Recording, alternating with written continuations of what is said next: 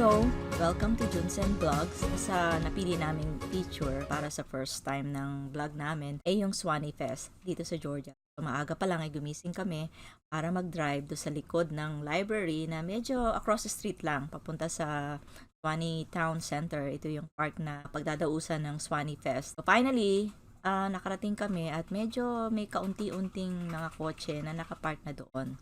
Nag-start kaming maglakad. Malapit lang naman ito sa bahay namin. Habang naglalakad, picture namin yung nilalakaran namin. Makikita nyo sa video, merong mga nakaharang din na mga police cars. Hinaharang nila yung mga kotseng papasok. Actually, hindi nila alam kung saan yung shortcut. Since taga rito kami, alam namin kung saan kami lulusot. Parating din sa wakas. So, next day, eto, lakad na naman at nagsimula na kaming kasama na yung aming pamilya. Cross kami dito sa release ng tren. Ano kami, home along the release. Across the Swanee town, yung kind of like an old town. So, habang actually mag-start na yata sila, so abangan natin sa may bandang simula. So, naku, mas mabalis pa sila sa akin. So, kailangan lumakad na rin ako para makunan ko silang lahat.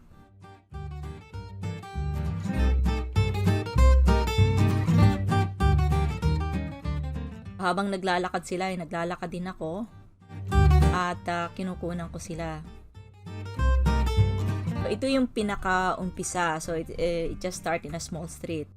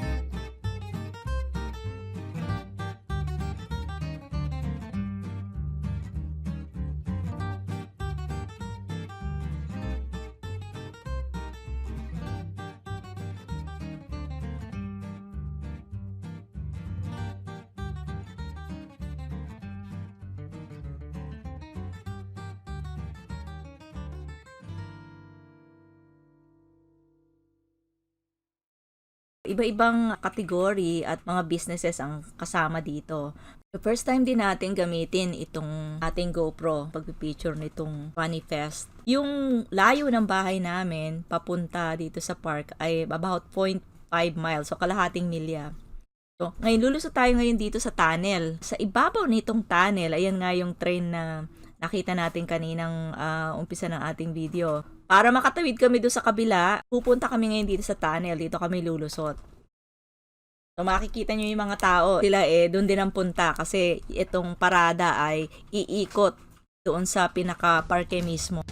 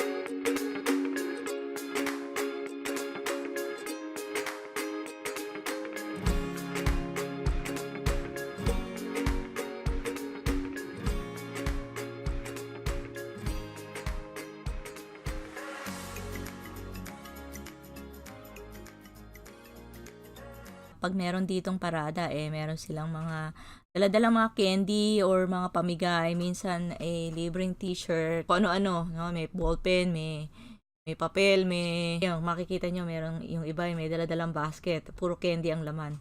So, pinamimigay nila yan sa mga bata. So, isa sa nakikita nyo dito, isang feature na to, itong isang traktora. So, iba-iba yung pinifeature nila, no? Hindi lang yung eskwela, mga iba-iba pang mga businesses, at basta anything na sa City of Suwannee. Nagaganap nga pala itong Suwannee Fest every 17 to 22nd or 3rd week of September, kung saan merong Sabado. So, taon-taon, nagpupunta kami dito para actually manood ng parada, and at the same time, lumibot-libot dito sa mga tent at bisitahin ang mga tent. Ano kaya ang kanilang ibinebenta? O ano ba ang mga bago ngayon?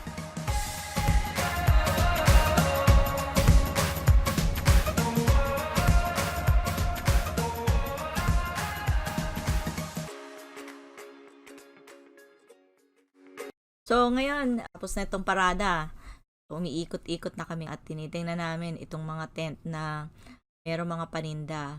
Makikita nyo, merong mga bag na pinamimigay sa mga tao. Bumili nga pala ako ng hat o sombrero kasi medyo mainit ngayon 90 degrees. Dito sa mga alas 9 o alas 10 ng umaga.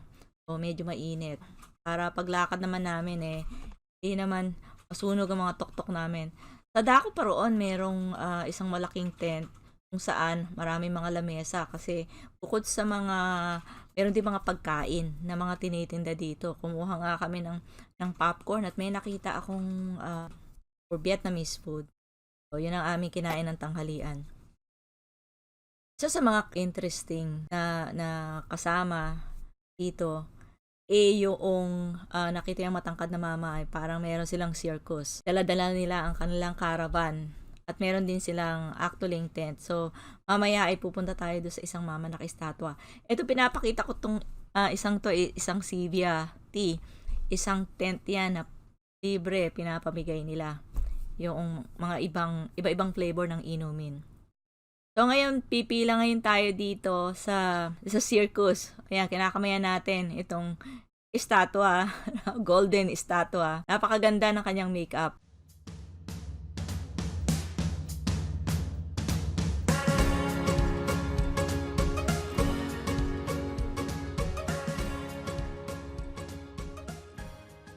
So, ngayon medyo natapos na kaming umikot-ikot. Ito na yung aming makikita nyo sa mga gilid. Isang katutak na CR, portable CR. Sa mga side naman ay makikita mo may mga art. We're getting ready to go home. Nag-aabang kaming magpalit ang ilaw para kami ay makatawid.